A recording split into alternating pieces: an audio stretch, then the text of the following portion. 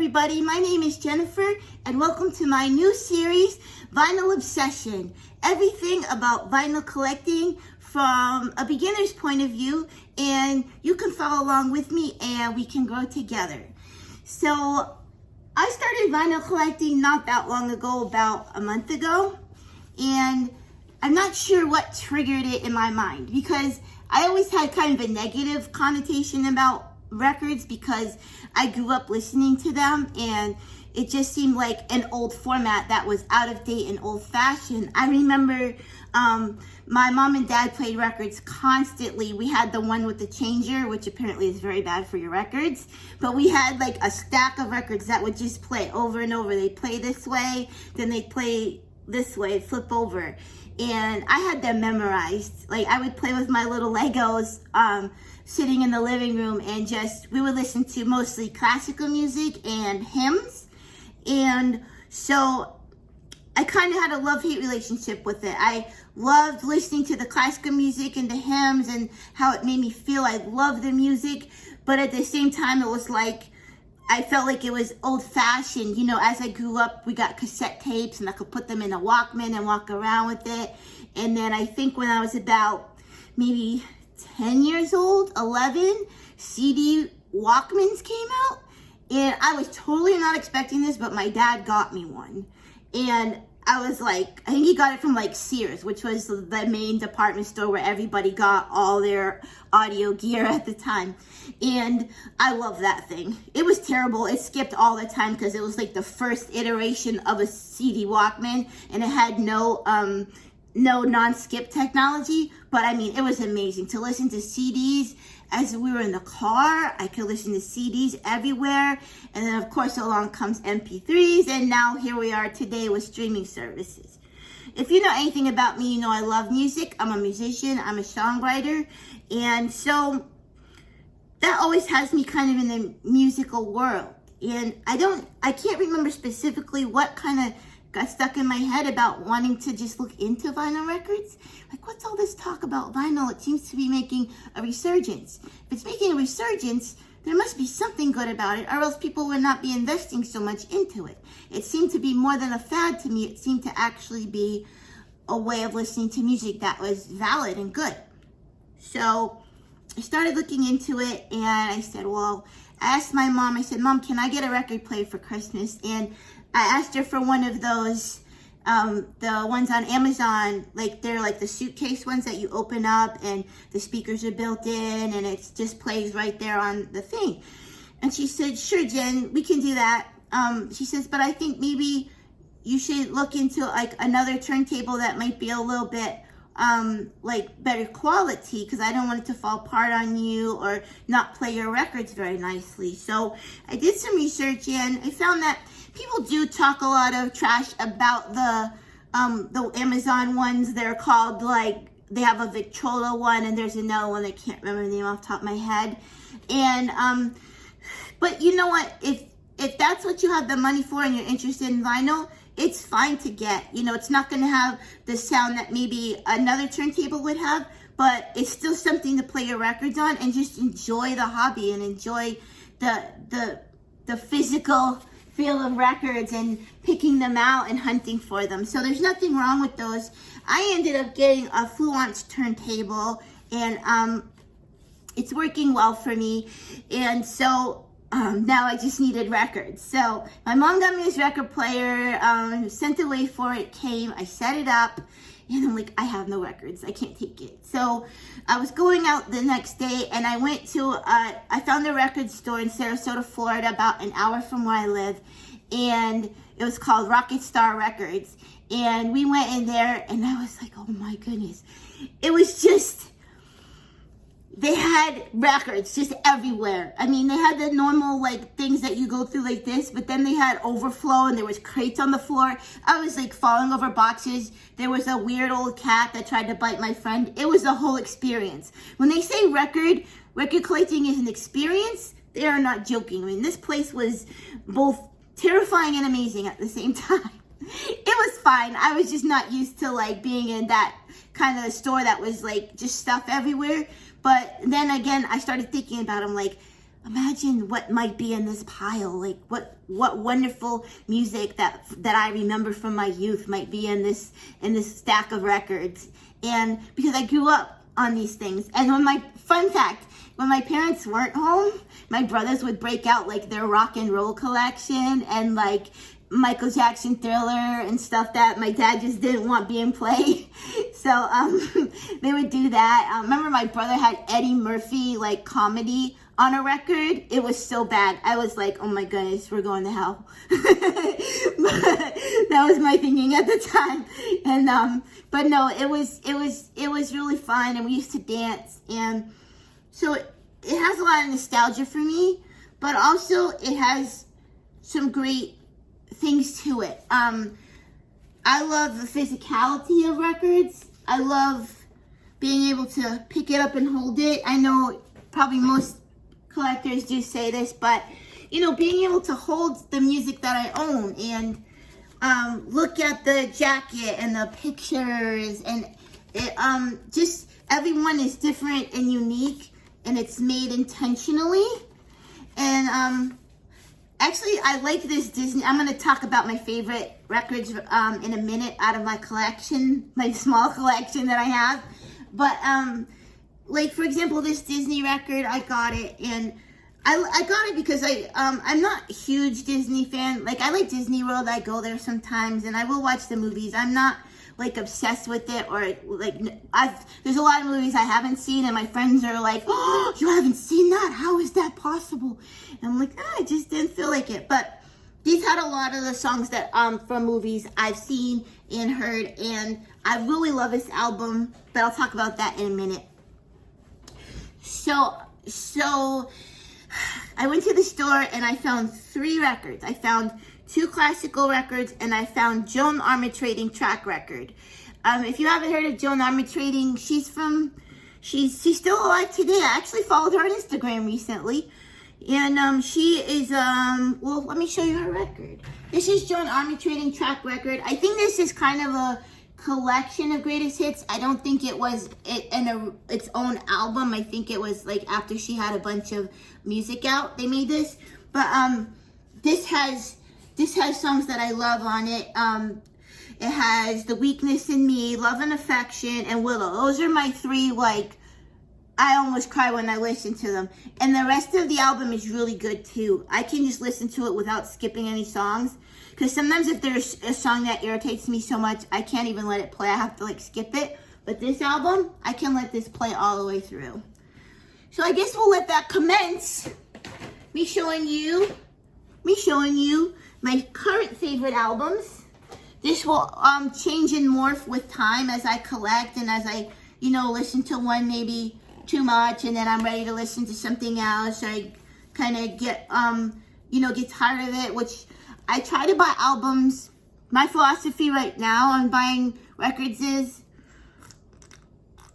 I don't buy records just because it's a collectible or because it's cool to own.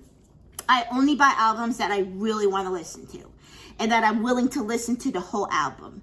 I mean, listening to records isn't the most convenient thing. You can't just press skip or tell Siri to like go to the next song. You have to get up, open this, you have to lift the needle, find the right line, and put it on to skip a song. So my current philosophy is, and everybody's different and they collect records for different reasons, but mine is I only buy albums that I want to listen to the whole album and I really like that artist. So if I just like one song from a person, I'm fine to stream it, and I'm still stream anyways, when I'm out, obviously, or I do stream too to see if I find a new artist. I will listen to their music on Spotify to see if it's worth buying their album on vinyl, because that's my philosophy. I don't want to just have a bunch of records that don't mean anything to me, even if they're cool to own or are expensive or collectible. That's just not the way I'm going right now. That could always change in the future, but right now, and I think that's a good way to be right now, because you have to budget your money, and if I'm going to spend my money on a record, it's going to be on something that I'm going to enjoy and get something out of, not just collect dust on my shelf. So that's my philosophy about that. My first record I want to show you is a total surprise, out of left field for me. I'm going to say this, don't get mad at me if you're in the vinyl community, but I never liked jazz. I never could stand jazz.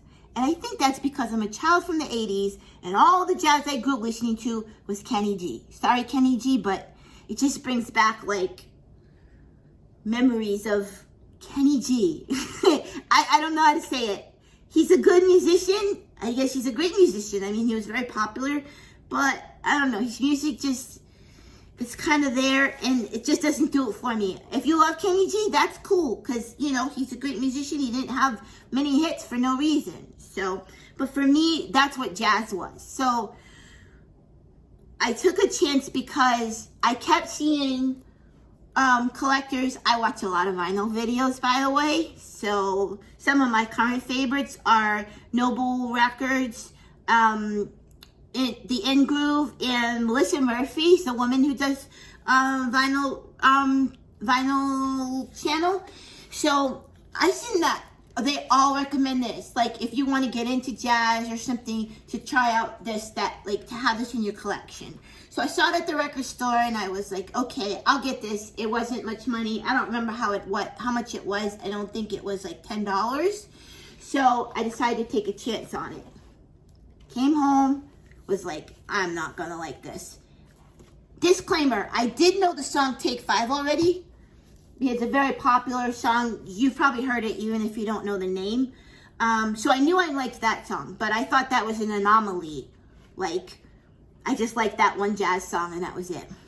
So I took this record, put it on, and spun it. I was like, well, I'm going to start it from the beginning. I'm not going to start it on Take 5 and cheat. And I put it on the very edge of the record, and it went, oh, I was taken. I was just taken by the music. If you know me, anything about me, I'm a piano player first. That's my first instrument and my biggest loved instrument to play and my best instrument.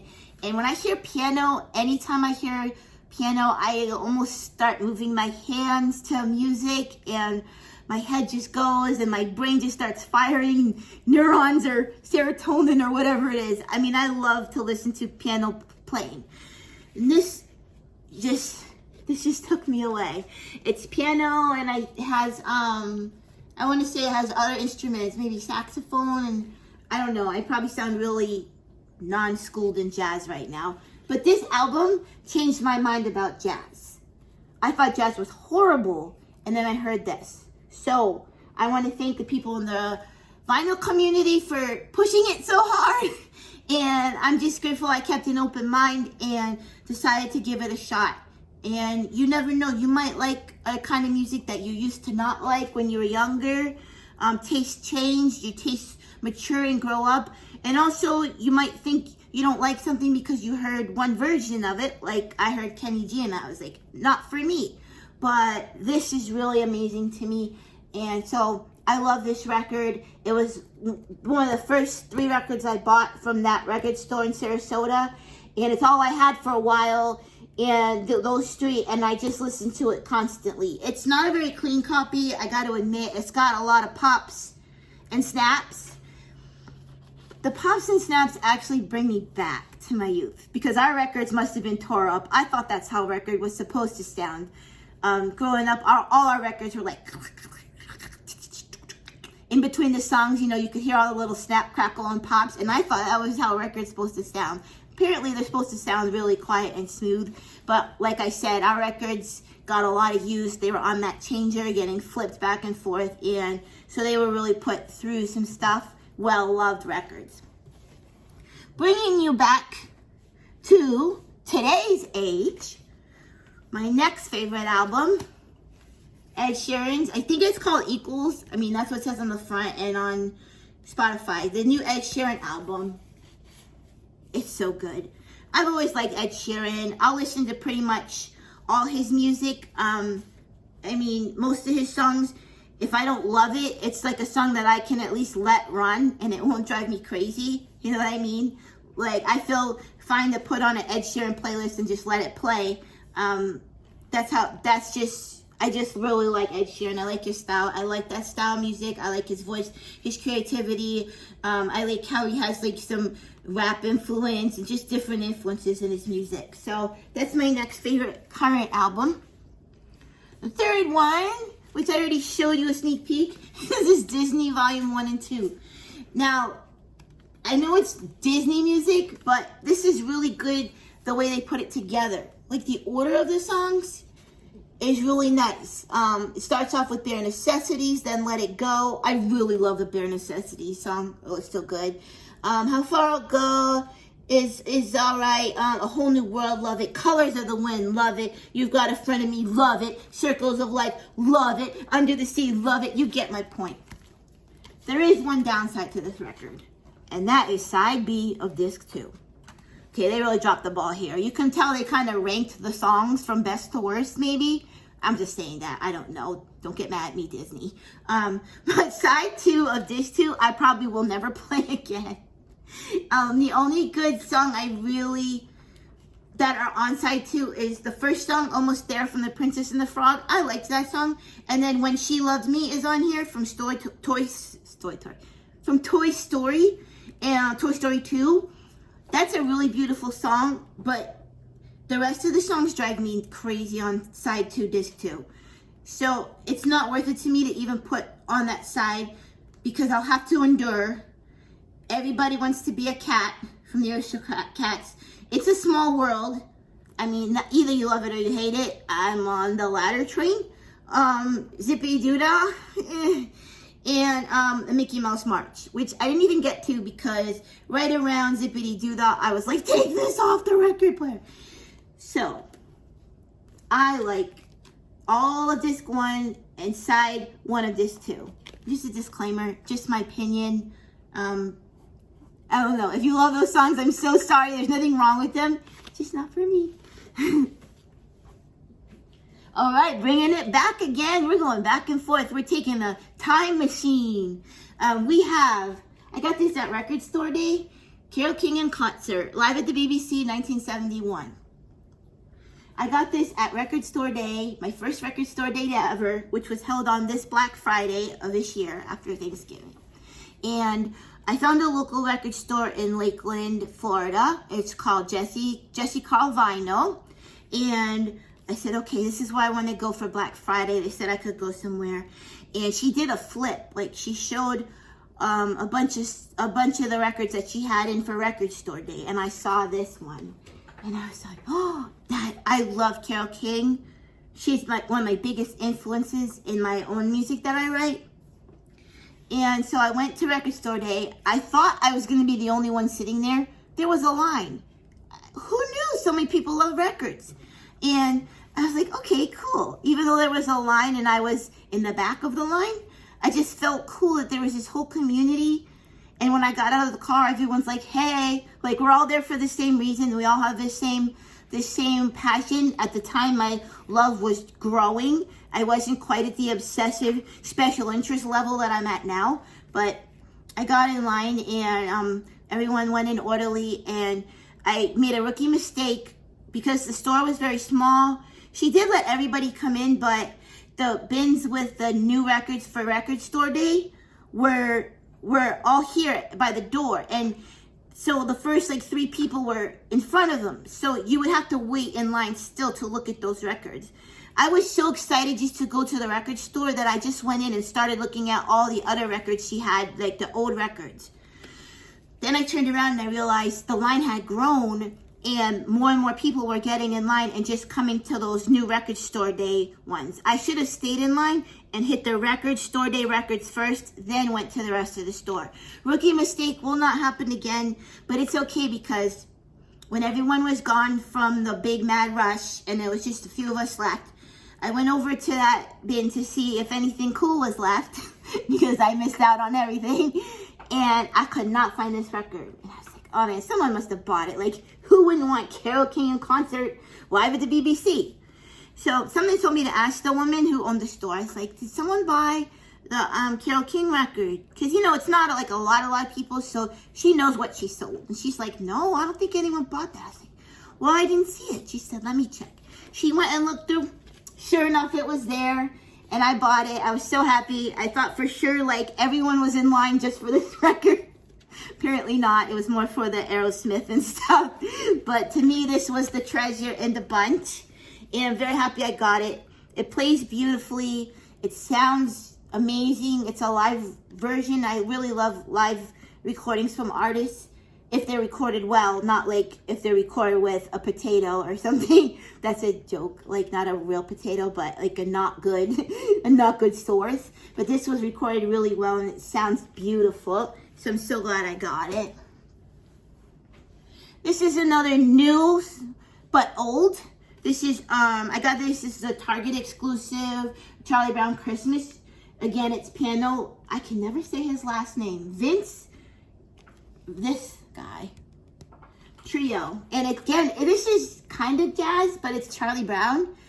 I guess I got fooled because I've always loved the Charlie Brown music, and it is kind of jazz, isn't it? Oh, they tricked me. Anyways, I love this album.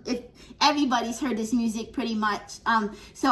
This is another album I can listen to without stopping. I'll just let it play on both sides. It's both relaxing and stimulating for my mind. It's supposed to be like a Target exclusive, but I think they had like a every store exclusive. This one is the cover is silver and the actual vinyl is gold, which is cool. It also came with this poster. I was mad because the corners came like this. If I was more intense, I would probably have sent it back, but I was like, it's fine. It came with a poster. I don't want to unravel the poster but it came with a poster. And then the vinyl is gold. I'll show you this one. It's really pretty. My Disney records were colored vinyl too. I cannot grab a record from the middle and outside like some of the guys can. My hand's just not big enough, so I just grab it by the edge. So it's gold. It's really, plays really nice. Sounds really good. Another one of my favorite records, and it's Christmas time, so it's very timely. This goes in like this.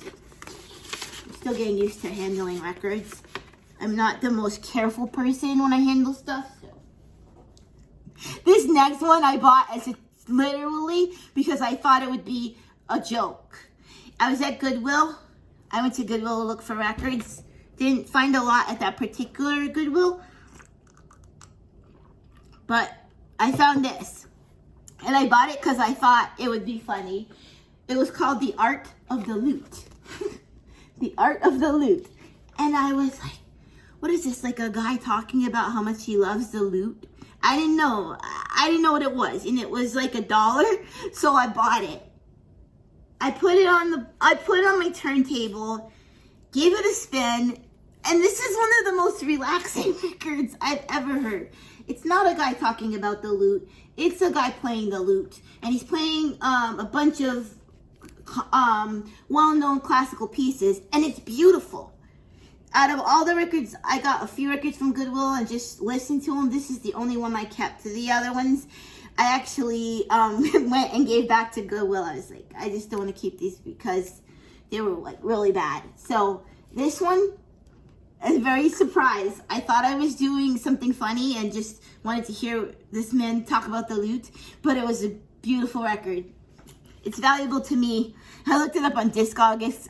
It's like less than $1, but I love it, so it's a treasure to me. And my last record, this is one I have not listened to yet. I got a few records from the record store last week, and then I got busy, so I have not gotten a chance to listen to this one yet. But it is another Dave Brubeck trio record, jazz record, featuring Jerry Mulligan, which I heard people talk about a lot. I think I'm gonna like it because I really like the first one. So here's hoping to that. I probably will put this on and I'll let you know what I think about this one next time. So it'll kind of be like a to be continued. And that is my current favorites. I have some others that I like, but this is what I mostly listen to right now. The other ones are also very important to me and music that I love, but that's just like my current, I don't know, what I listened to this week pretty much, all the things that I've listened to. That's the story. Well, thank you for watching my video. This is my new series, it's Vinyl Obsession. It's more of a special interest, but Obsession just, it flowed better. And I'm gonna make videos consistently, hopefully. I should probably edit that out. No, I'll leave that. I'm going to do my best to make this a consistent series because I really care a lot about it and I love the vinyl community. So stay tuned for next time.